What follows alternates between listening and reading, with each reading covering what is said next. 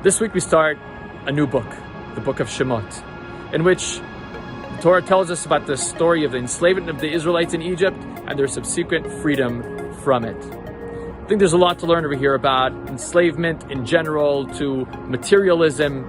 Like, what is a proper outlook in Judaism about wanting more, wanting a nicer house, a nicer car, wanting more money? How do we make sure that we don't become enslaved to it? How do we maintain the proper balance?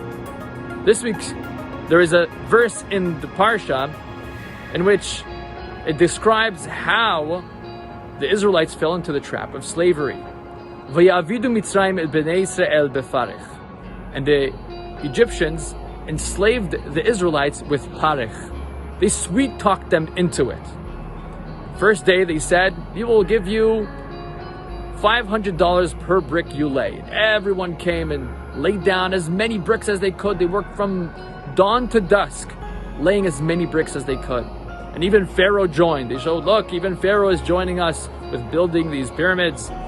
The next day they came to them and said, oh, we've counted. Yesterday you laid 3,000 bricks. Today you will do the same for free.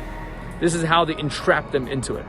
I think a lot of times there's these trappings also when they promise us that if you will have this gadget, it will create this feeling for you. Like the commercials paint this idea of only if you got this item, this is what you will feel. And usually it's a trapping. How do we know what's the proper outlook? Well, Shabbat teaches us this secret.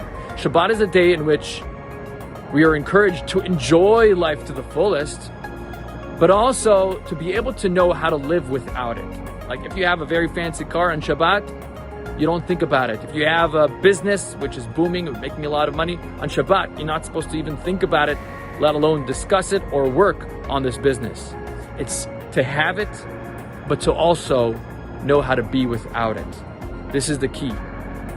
Most of the time, when they advertise in the magazines about luxuries, here are the 50 items, the 50 luxurious items you can't live without, or people say they can't live without. That is exactly the wrong outlook. If you feel like you can't live without it, then that is when it's a trapping. That is when you're enslaved to it. Let us pray that we get the proper outlook in life. Wishing you all a Shabbat Shalom.